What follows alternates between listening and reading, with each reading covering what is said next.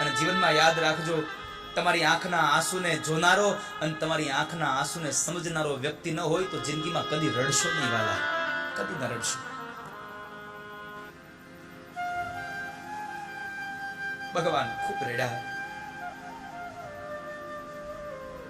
ઉદ્ધવ કહે છે કે ભગવાને મને પ્રસાદી રૂપે આપેલું જે પિતાંબર હતું ને, એ પિતાંબરથી મેં કૃષ્ણના આંસુડા લૂછ્યા છે. મેં કૃષ્ણના આંસુડા લૂછ્યા. એટલું જ નહીં, આ દશાને જોઈને મારી આંખો ભરાઈ ગઈ, મારું હૈયું ભરાઈ ગયું, ઉદ્ધવની આંખો ભરાઈ ગઈ.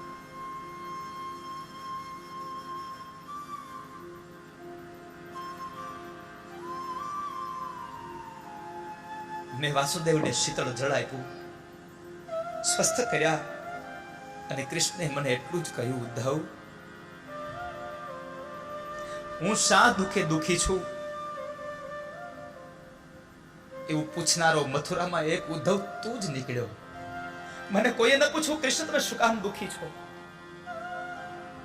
મથુરામાં એકમાત્ર ઉદ્ધવ તમે છો કે જેને મને પ્રશ્ન કર્યો તમે શું કામ દુખી થયા છો. તું મારી માનસિકતાને ઓળખી ગયો છે ઉદ્ધવ, કારણ તું મારો ભક્ત છે, તું મને ઓળખો છે. ઉદ્ધવ તે પૂછ્યું જ છે ને તો મને કહેવા દે. આ મથુરાની અંદર જનક અને જનની હોવા છતાં પણ મને મારા સાચા માતા પિતાની ખોટ લાગે છે. મને મારી બા યશોદા, મારા નંદ બાબા, આ બધાની સતત મને યાદ આવે છે. મને મારી યશોદા યાદ આવે છે, મારા નંદ બાબા યાદ આવે છે. ઉદ્ધવ મને વ્રજની તમામ વ્યક્તિઓ યાદ આવે છે, અને આ તમામ વ્યક્તિઓમાં મને બે વ્યક્તિઓની યાદ આજે રડાવે છે. અને બે વ્યક્તિ, એક મારી માં યશોદા કે જેને મને બહુ પ્રેમ કર્યો છે, એક મારી માં યશોદા એની મને સતત યાદ આવે છે, અને એક મારી નિત્ય નિકુંજેશ્વરી રાધિકા, એનું મુખારવિંદ જોયા ને કેટલા સમય વ્યતીત થઈ ગયો, મને મારી રાધા યાદ આવે છે. ઉદ્ધવ સાવ સાચું કહું, રાધા વગરનો હું એકલો પડી ગયો છું. હા, રાધા વગર હું એકલો થઈ ગયો છું.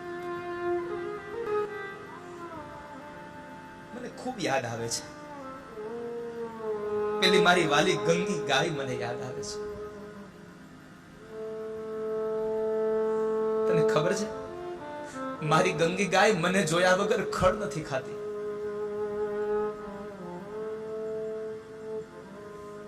કૃષ્ણની આંખમાંથી આમ અશ્રુ પડતા જાય. હું તને ગોપ ગોપાંગનાઓની તો શું વાત કરું. ઉદ્ધવ શું લોકોએ મને પ્રેમ આપ્યો છે. અમે જયારે ગાયો ચરાવવા જતા ને ત્યારે બધા લોકો પોતાને ભાવે એવું ભોજન ન લાવતા, મને ભાવે એવું ભોજન લાવતા, અને વળી પાછા પોતાના સ્વહસ્તે મને ખવડાવીને આનંદની પ્રાપ્તિ કરતા.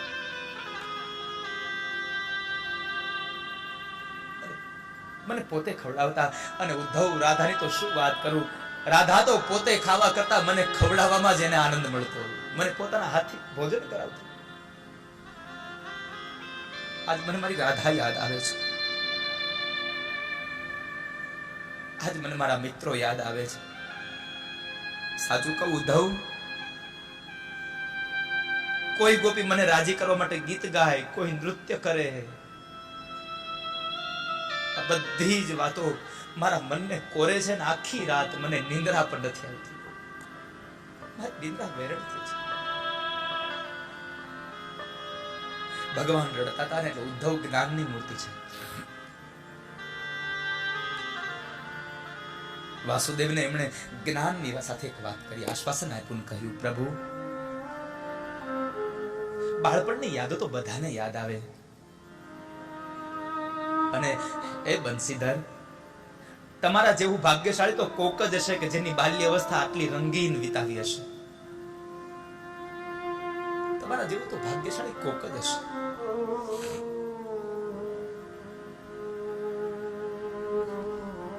પ્રભુ આ બાલ્ય અવસ્થાની વાતોને સાથે બાંધી ન રખાય. જે છૂટી ગયું, જે વીતી ગયું રે જવા દો. ઉદ્ધવજી બોલે છે, પણ ઉદ્ધવના શબ્દો ભગવાનના કર્ણપટલને સ્પર્શ નથી કરતા. એ તો બસ આમ પેલી રજનીને જોયા કરે છે, મથુરાની વાતને જોવે છે. ઉદ્ધવનું પ્રવચન પૂરું થયું અને ભગવાન એટલું જ બોલ્યા છે કે ભાઈ સખા, મારી એક વાતને યાદ રાખ, હું ભોગનો ભૂખ્યો નથી, હું તો ભાવનો ભૂખ્યો માણસ છું. હું ભોગનો નહીં, હું ભાવનો ભૂખ્યો છું.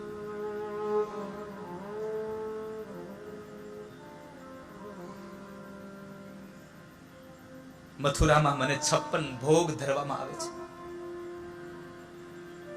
પણ સાચું કહું ઉદ્ધવ, આ 56 ભોગમાં પ્રેમ નથી. જે મારી માં મને માખણ ને મિશ્રી ખવડાવતી, એવો પ્રેમ મને આ 56 ભોગમાં ન મળ્યો.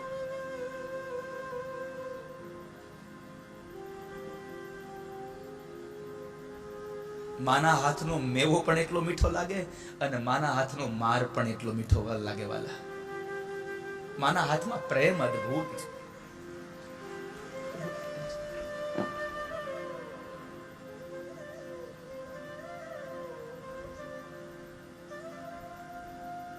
તને ખબર છે મારી આંખના અશ્રુઓ હું શું કામ દુખી છું? મારી માં મને સતત જમાડ્યા કરતી, મારી માં મને ખૂબ લાડ લડાવતી. અને રાધા, શું વાત કરું તને રાધાની, શું વાત કરું. રાધા તો મને શું ખવડાવવું, શું બનાવવું એની સતત ચિંતા કર્યા કરતી. કૃષ્ણને શું ખવડાવવું, સદૈવ માટે મારામાં ખોવાયેલી રહે રાધા.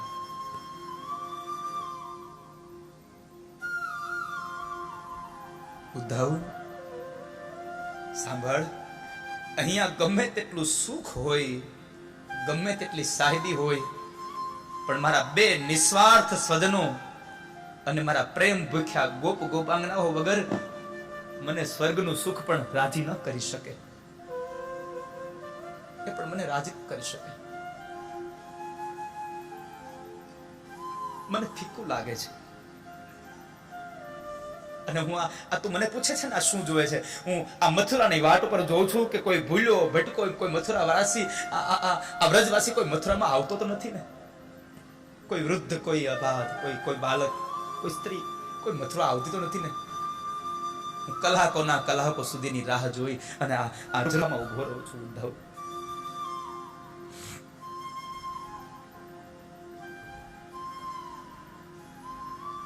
ઉદ્ધવજી કહે છે ભાઈ તમે શાંત રહો, આમ દુખી ન થાવ. ભગવાન એટલું બોલ્યા છે, ઉદ્ધવ સાચું કહું તો મારું તન મથુરામાં છે ને મારું મન મારા ગોકુળમાં છે. મને મારું ગોકુળ યાદ આવે છે, મારું મન ગોકુળમાં છે. હું કેમ ભૂલું આ બધું? આ બધા મારા નિકટ છે, મારી નજીક છે. હું કોઈ દિવસ આ લોકોને નહીં ભૂલી શકું. ભગવાન આટલું બોલતા બોલતા ખૂબ ગળગળા થઈ ગયા અને એ સમય ફરી પાછા ભગવાન યાદવેન્દ્ર ઉભા થયા, ઝરૂખામાં ગયા અને ભીત સામે મોં રાખી અને જાણે પોતા ભીતની હારે વાતો કરતા હોય ને એવું આમ પોતે બોલ્યા છે. ભગવાને એક વાત અહીંયા ઉદ્ધવને બહુ સરસ કરી છે. શું પ્રેમની ધારા છે. ઉદ્ધવ, મારી આંખોમાં અશ્રુ એટલા માટે છે, મને વ્રજમાં 2 વ્યક્તિઓની ચિંતા છે. એક મારી માં યશોદા અને બીજી મારી રાધા. પણ મને વાત તો વધારે પડતી ચિંતા રાધાની થાય છે. કારણ યશોદા જ્યારે મારાથી દુખી થઈ હશે, આ વાતથી દુખી હશે, તો કદાચ પોતાના જીવનનું દુઃખ નંદ બાબાને કહી અને પોતે થોડીક સ્વસ્થ થઈ શકતી હશે. પણ મારી રાધાનું કોણ? મારી રાધાનું કોણ? રાધા તો સાવ એકલી છે. ઉદ્ધવ, એકલી રડતી હશે. હું જ્યારે વ્રજથી નીકળ્યો ને ઉદ્ધવ, ત્યારે મેં બધાને આશ્વાસન માટે ખોટું બોલ્યો છું. હું મારું કામ પતાવીને જલ્દી આવી જઈશ, પણ મારા હૃદયમાં જેનું સ્થાન છે, એ રાધા પાસે હું ખોટું ન બોલી શકો. ઉદ્ધવ, આ ધરતીમાં આ વ્રજમાં રાધાને મારા સિવાય બીજું કોણ છે? અને રાધાને ખબર છે કૃષ્ણ હવે વ્રજ નહીં આવે પાછા. કારણ મેં બધું જ કહી દીધું છે. ગોકુળથી વિદાયના સમયે આગલી રાત મારું અને રાધાનું અંતિમ દૈહિક અને ભૌતિક મિલન, અંતિમ મિલન. અને એ મિલનમાં મેં સ્પષ્ટતા કરી કે રાધા,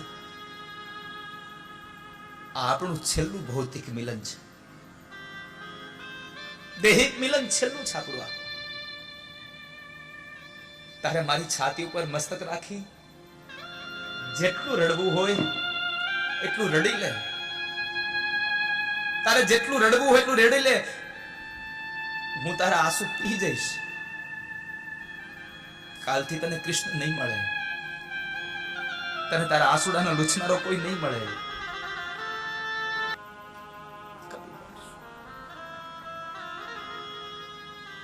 રાધા, મને ખબર છે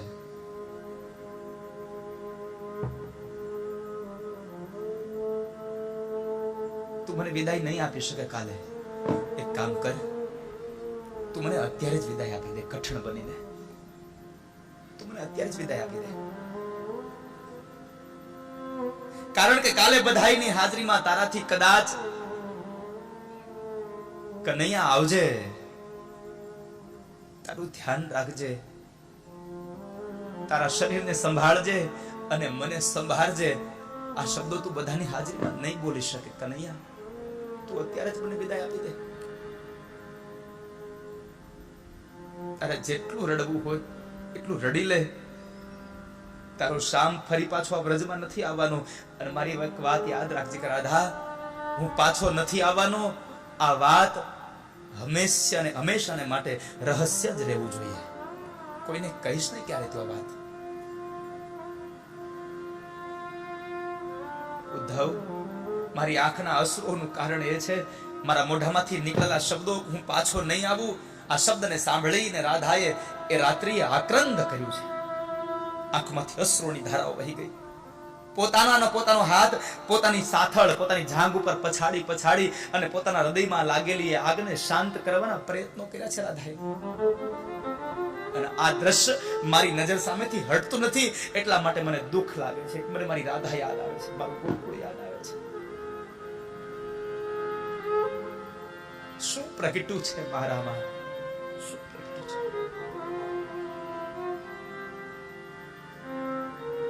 શું કહીએ સાહેબ. ભગવાન ખૂબ રડે છે. મારા બે નિસ્વાર્થ પ્રેમ, મારા ગોપ ગોપાંગનાઓ.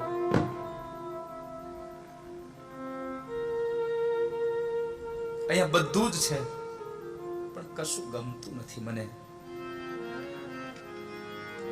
આ સિંહાસન, આ તાજ હવે મને બહુ ભારે લાગે છે. કૃષ્ણ કહે છે, ઉદ્ધવ, આ સિંહાસન, આ મારા માથામાં રહેલો આ તાજ, સોનાનો મુકટ, આ મને હવે ભારે લાગે છે.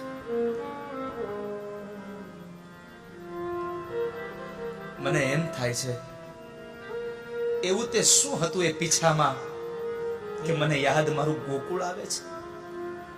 શું હતું એ મોરપીછમાં કે મને મારું ગોકુળ યાદ આવે છે?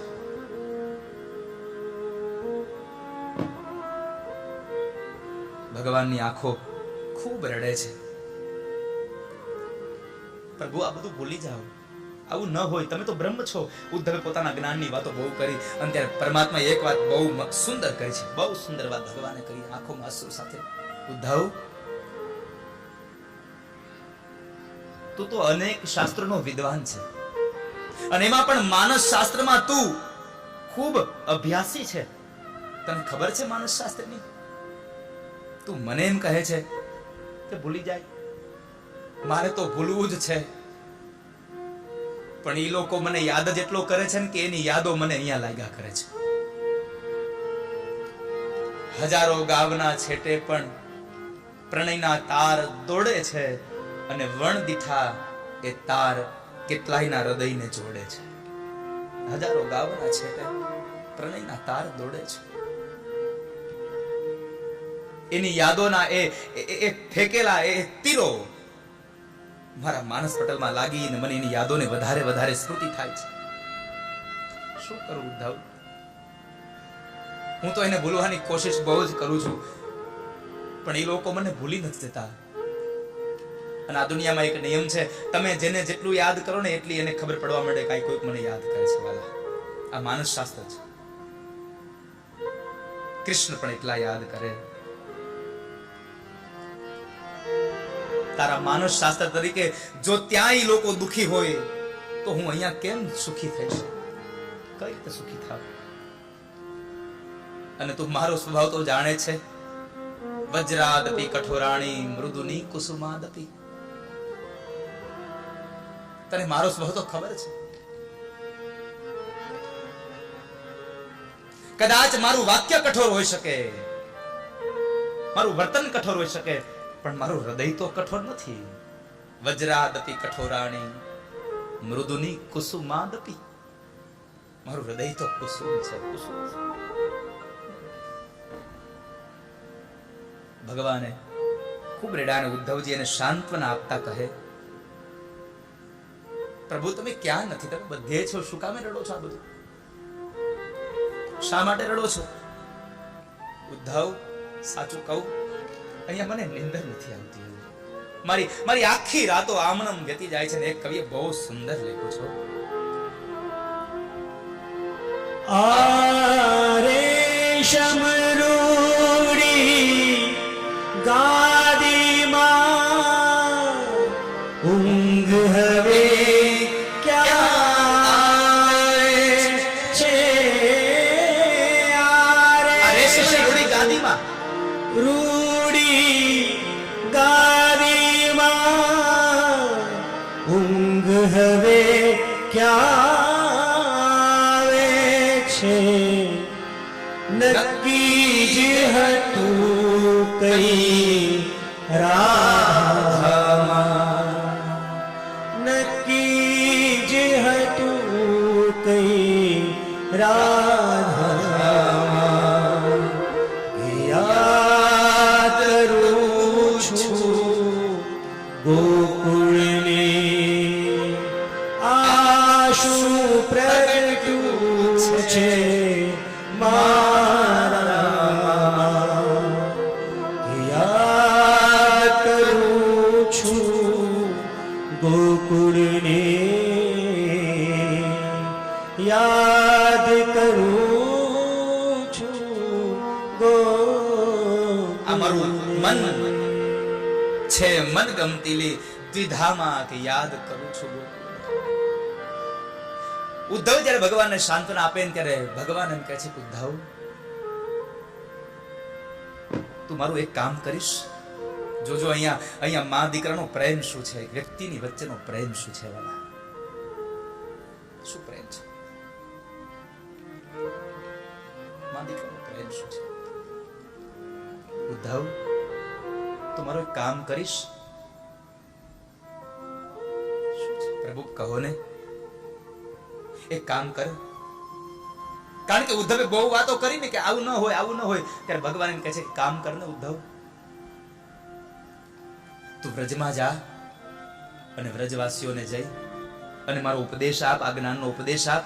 અને તું એવું જ્ઞાન આપ, એવું જ્ઞાન આપ, એ બધા મને ભૂલી જાય.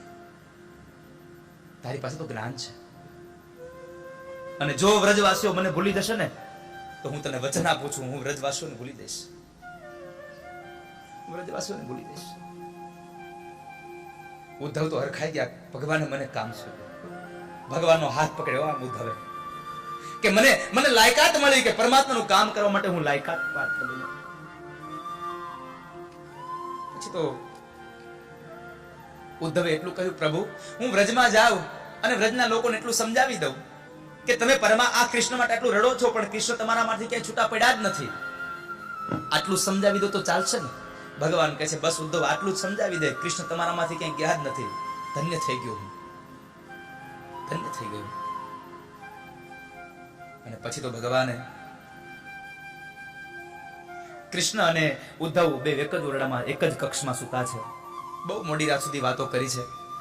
ભગવાને વ્રજની એવી વાતો કરી, ગોપીઓની એવી વાતો કરીને ઉદ્ધવના મનની અંદર વ્રજનું વાતાવરણ ભગવાને ભરી દીધું છે. ઉદ્ધવના મનમાં ભગવાને વ્રજનું વાતાવરણ ભરી દીધું. બીજી બાજુ ભગવાને રાતોરાત જે રથ ભગવાનને લેવા માટે વ્રજ ગયો હતો ને ગોકુળમાં, અક્રુજી મહારાજ, એ જ રથ સોનાનો ભગવાને શણગાર્યો, તૈયાર કર્યો અને એ જ રથને લઈ અને ભગવાન ઉદ્ધવને મોકલે છે વ્રજમાં. લ્યો, અને હું જ્યાં સવારમાં નિત્ય કર્મ કરી પરવારી મારા વસ્ત્રોને પરિધાન કરતો હતો, હું ભગવાને મને રોક્યો છે, ઉદ્ધવ આ વસ્ત્ર ન પહેરો, આ વસ્ત્ર ન પહેરો. તમે તું તારા વસ્ત્રો પહેરીને જઈશ ને તો યાદ રાખજે ઉદ્ધવ, વ્રજની એક પણ સ્ત્રી તારી સામે નજર નહીં કરે, તને બોલાવશે પણ નહીં અને તારું સાંભળશે પણ નહીં. કારણ વ્રજની સ્ત્રીઓને એક જ વાત છે, કૃષ્ણ સામું જોવું અને કૃષ્ણનું સાંભળવું, કૃષ્ણ સાથે બોલવું. કૃષ્ણ સિવાય કોઈ પુરુષ સાથે બોલવું નહીં. સાહેબ તારી સાથે નહીં બોલે, એનું ઘર પણ નહીં બતાવે.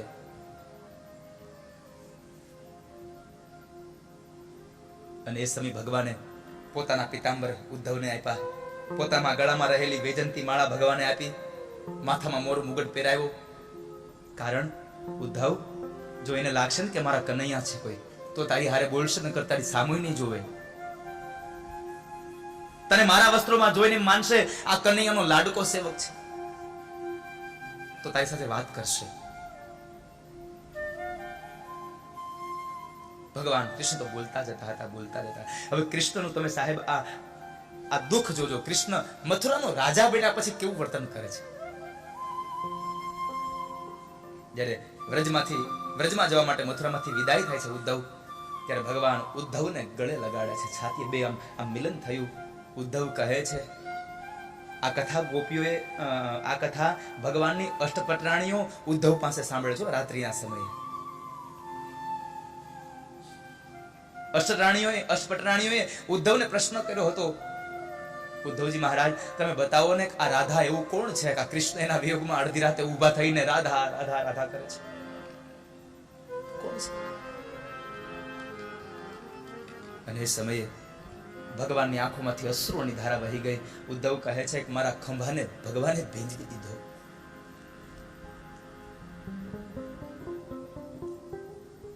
મારા ખંભાને ભગવાને ભીંજવી દીધો.